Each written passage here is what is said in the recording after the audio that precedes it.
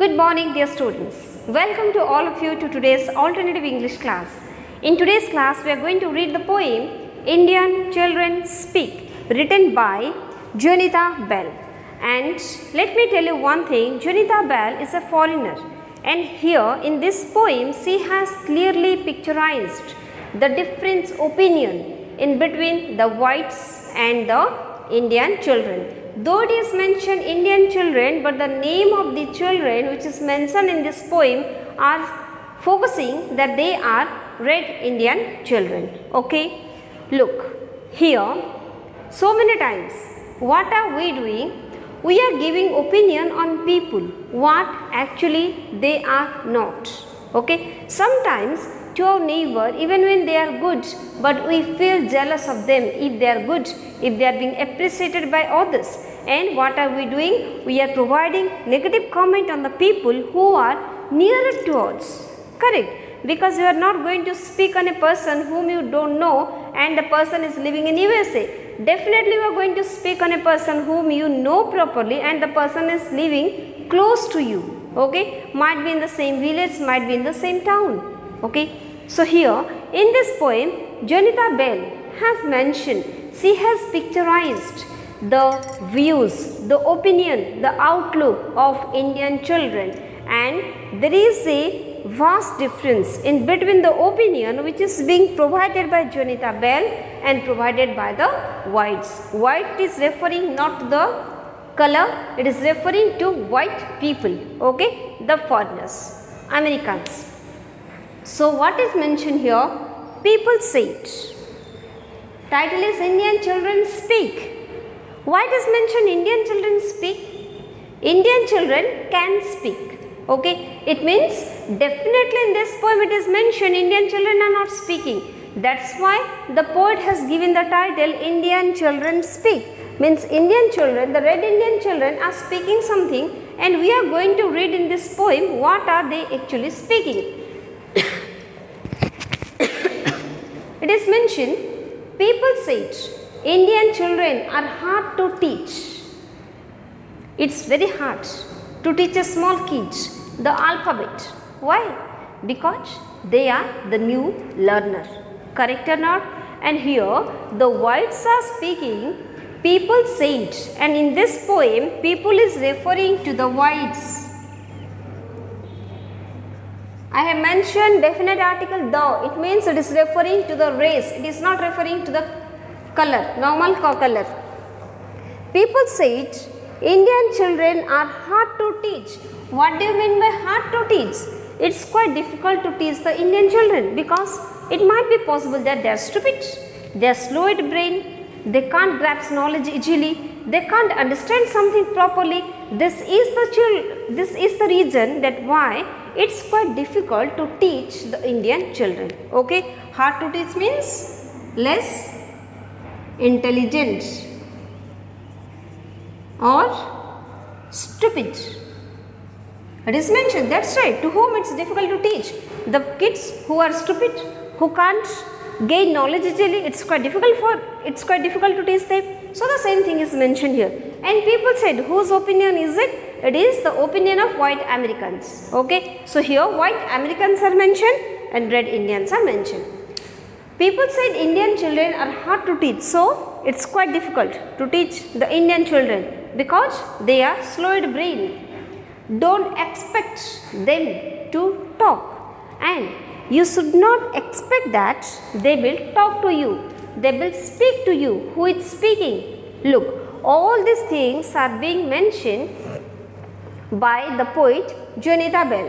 Okay, and she is speaking that don't expect them to talk. Okay, it means though this line is being written by the poet, but this line is being spoken by whom? This line, don't expect them to talk, it's spoken by the whites. It means the whites are speaking that the Indian children are stupid and you should not expect that they will speak you something because they don't have any knowledge, they don't have any information to share with people. Okay, when can we talk to people? When we have something to speak, when we have some information to share, in that case only we talk to people, otherwise it is not useful and it is not essential to talk to people. One day stubby. Stubby means what? Short heighted. Okay.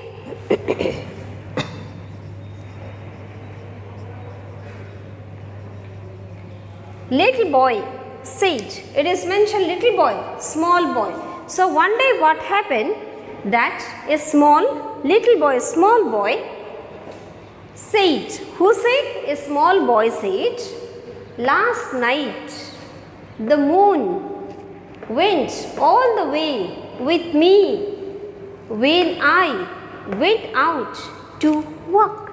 So this line is being spoken by the small boy, small Indian child. And what is he speaking? He is speaking that last night he was alone and he was out of his house, and when he was walking alone on the street, definitely he was afraid to walk alone because of the darkness. And at that time what happened? The moon went all the way with me. Okay, it means the moon was also walking along with the boy. Look here, moon is a satellite. Yes or no? Practically speaking, the moon can't come down to earth. But how can the moon walk along with the boy? We also can speak. If in the full moon night we go out of our house, if we walk, the moon also will start walking like with us. We feel like this. Okay, there is the scientific reason that why do we feel like this? The earth is moving. So likewise it does happen. But here the small kids, they don't understand it. In your childhood days also you must have tried near your parents that I need the moon today only.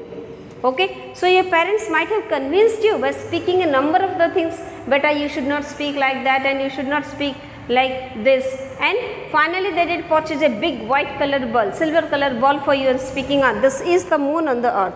Okay, so they used to convince you. Likewise the boy speaking that last night he was alone, and when he was alone the moon was there to give him company.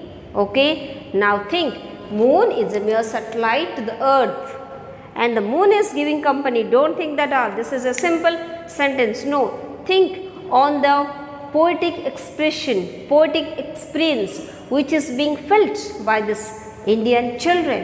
It means even when we are alone, we also can feel that someone is there with me to give us company. This one is being proved by this stubby little boy. It means he has high poetic imagination. Okay, who is having? This small boy.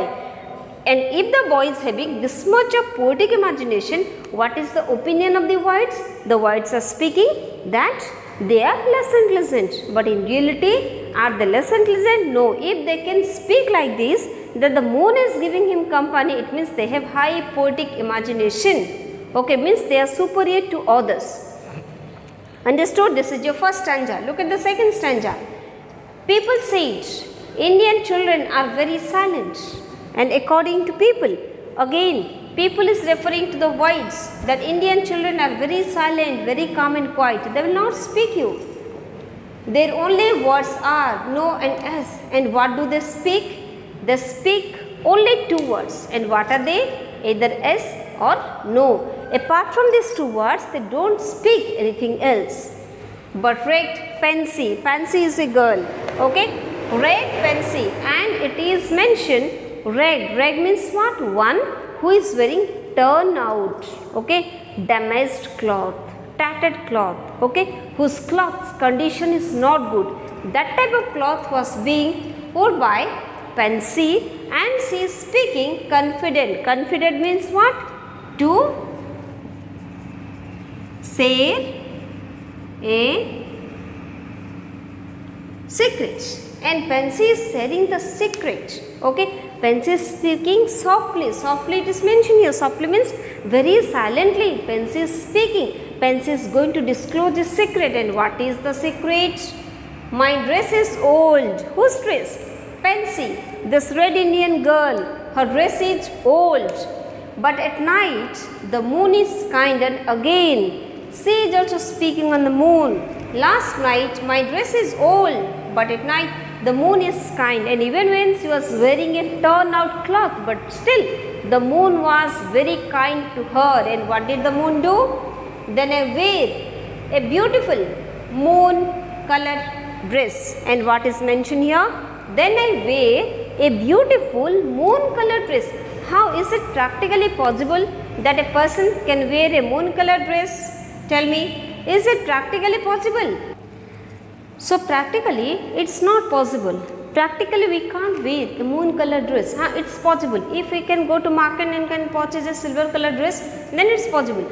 But right now here listen, the girl's dress is old. But at night the moon is kind. It means she feels the same satellite moon is kind to her. And what is the moon giving to her? Then I wear. And moon was kind to her, that's why she is able to wear a beautiful, a very nice moon colored dress. How? She was not having dress. Practically speaking, the moon is not providing her a dress, providing her a garment to wear. Look, when the girl came outside, her dress was old. But when she came in the moonbeam was there, and when the moonbeam fell on her body, it gives her the impression as if she is wearing a beautiful moon colored dress. Okay, it is only referring that her complete body was lighted with the moonlight and she was feeling very beautiful.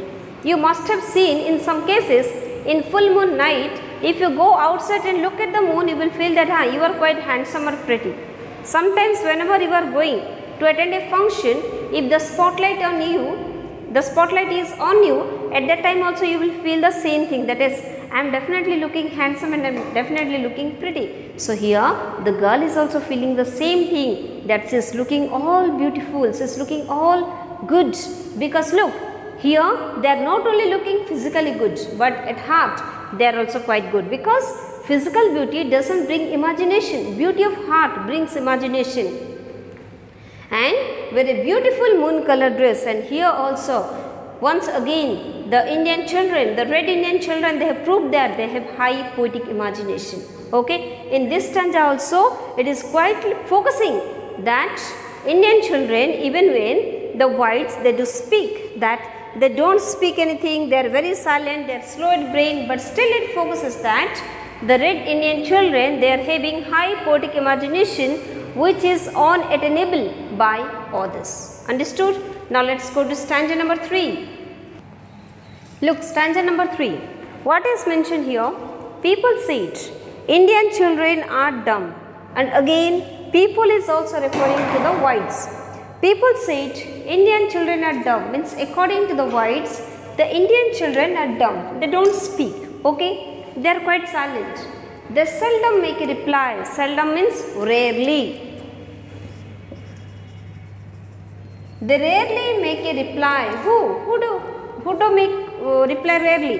The Indian children. Okay? The Indian children, they do reply very rarely. Clearly, I hear Delos answer, and the time when the whites are speaking, that the Indian children, they make reply rarely. At that time, the poet Janita Bell is speaking that in the very moment she heard the reply of Delos. Delos is another red Indian child. Yes, the sunset is so good. And what is he speaking? He is speaking that, yeah, sure, the sunset is really very good. I mean so, Delos. Okay, Delos is thinking God is throwing a bright shawl around the shoulders of the sky. And what is he thinking? During the sunset, for Delos, it was not a sunset in the real sense, but he feels it something different. And what is it? He feels that as if the sun is, God is throwing, means sun is setting in the western sky, and due to the light of sun, at that time the complete western sky is looking red color, golden red color and orange color, and at that time Delos is speaking, sunset is good. Why? Throughout the day the sky is remaining bare body and the sky is helping us a lot. That's why during the sunset time God is very kind towards the sky. And finally God is giving some honor to the sky by giving him a bright color shawl. Okay, sometimes in the functions, whenever we are calling some dignitaries, what are we doing? In order to honor the person, we are also giving a shawl. Correct or not? Likewise, God is also giving a bright color shawl around the shoulders of the sky. Now think, are the Indian children really dumb? What type of poetic imagination they do have? Just think it. It means what? This is the opinion given by the whites, and this is the opinion. This is not the opinion. This is observed by Zuneta Bell. That's why she is speaking that whites are prejudiced against these Indian children, and here racial discrimination is also present in this poem. Okay, because the whites are thinking that the red Indians are quite illiterate, they are inferior in each and every aspect to them. Okay, that's why they have given such opinion. Look, this poem is having 6 stanzas. Out of the 6 stanzas, first 3 stanzas are completely based on the high poetic imagination of the Indian children. Okay, first stanza 1, 2 and 3, they are completely dealing with poetic imagination. Then come to stanza number 4. People said, Indian children have no affection. Understood? It means Indian children, they don't have any love and affection for people. We don't respect people, we don't love people, we don't like people. This opinion is being given by the whites. They just don't care for anyone. And again they have spoken that they don't bother about anyone. Either you die, either you remain alive, whatever, go to hell. We don't bother. This opinion is being given by the whites on the Indian children. Okay, according to them, the Indian children, they will never bother about your welfare. They will never ask either you are good or not, either you are fine or not. So all these opinions are being given by the whites. Then I feel Ramon's hand. Then I is referred to the poet Zuneta Bell. Listen, in this poem, in every stanza, the whites are speaking something and the poet is giving contradictory opinion, just opposite opinion what is being given by the whites. Means if the whites are speaking it's bad, poet is speaking it's good. If the whites are speaking it's ugly, the poet is speaking it's beautiful. Okay, so this type of contradictory opinion are present in each and every stanza. Then I feel Ramon's hand, and at that time when the whites are speaking, Indian children, they don't have any affection. They will never care for you. At that time the poet was feeling the hand, the touch of Ramon. Ramon is another red Indian child. And here him whisper, and she heard that Ramon is speaking, softly speaking in a very low voice. And what is he speaking? A wild animal races in me since my mother sleeps under the ground. What do you mean by under the ground? Under the ground means dead. Ramon's mother is dead. She is buried under the ground. And here the poet is speaking that when she did meet Ramon, she felt Ramon is speaking to her that a wild animal is rushing inside me. Can any wild animal rush inside her? No, it's not possible. So this wild animal, this rushing of wild animal is referring to restlessness. Okay, this one is referring to restlessness, and there is no consistency, there is no peace of mind.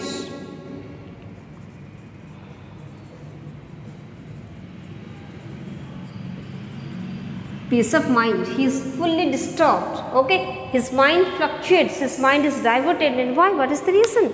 Means he was feeling restless, he was not happy, he was unable to do anything else. Why? Because his mother is no more, his mother died. This is the reason why Ramon was feeling like this. And what the whites are speaking? The whites are speaking that Indian children are not having any affection. And what is the condition of Ramon? Ramon is feeling restless, Ramon is unable to keep his mind constant, he is unstable because his mother died. Then again he is asking a question to the poet, will it always run and run? And as Ramon is unable to get peace of mind because his mother is no more. That's why finally he is asking a question to the poet that will this animal run always inside me? Will I feel the same every day? It means Ramon was also restless. Ramon was not happy. He was deeply in love with his mother. He has lots of love and affection for his mother. So his life is completely shattered. His mind is completely disturbed due to the death of his mother. But according to whites, Indian children, they don't care for anyone. Now think, if a boy is caring this much for his mom, then definitely the boy is a caring boy.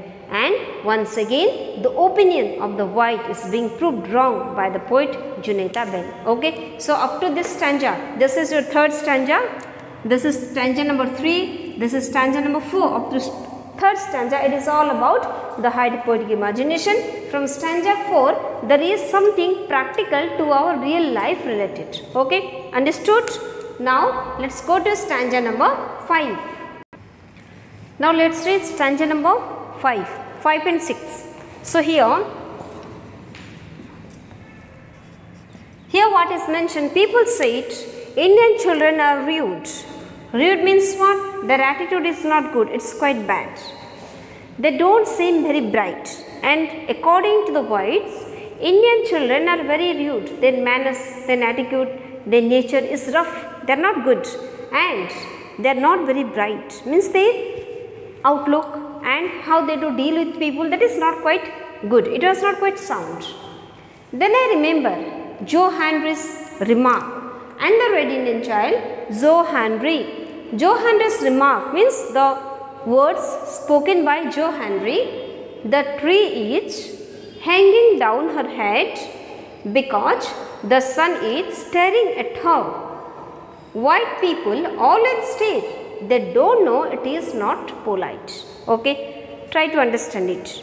See, it is mentioned the tree, and the tree is being characterized as a female character. Okay, why? There is also a reason. As the woman bears the child in its womb, likewise the tree is also having flowers and fruit with it. That's why the tree is being characterized as a female character. Understood? And what is mentioned? The tree is hanging down her head, and here the tree is also being compared with the Indian ladies, Indian females. Okay, the tree is hanging down her head because the sun is staring at her, and sun is regarded as the male, as the boys, as the man. Okay, and tree is having the female characteristics. This is having the female characteristics. Now, in the noon, when there is bright sunlight, what is the condition of the tree? Normally, due to the bright sunlight, the leaves of the tree, it bends down. Yes or no? Because of the heat. Correct or not? Now you can't get it.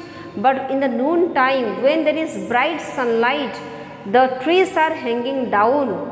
Okay, and here one thing is being mentioned. Look, all these are poetic expression. That's why they can write down, they can speak anything and everything with a hidden meaning to it.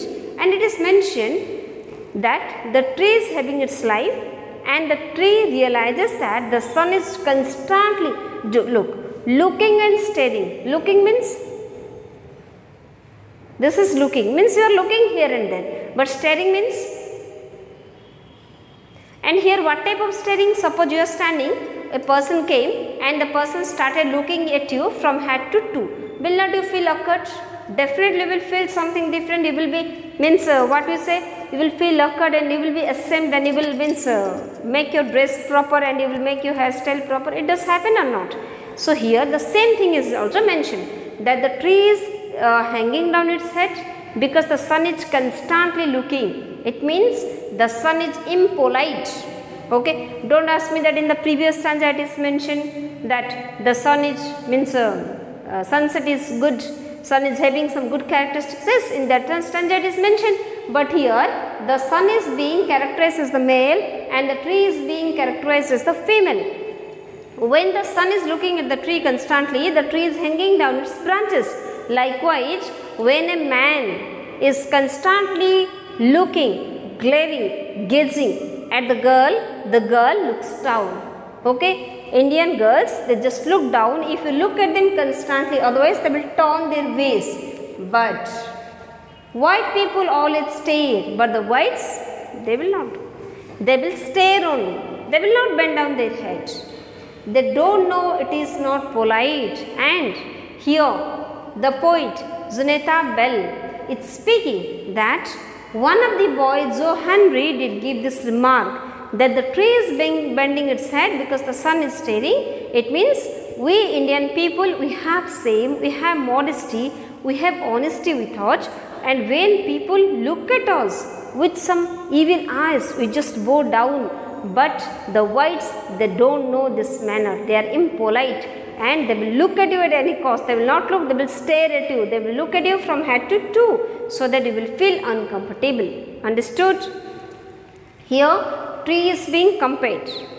Means here actually simile is not used because it is not direct simile, but it is compared. Tree is being compared with the female, sun is being compared with the male, and here the whites are the males only.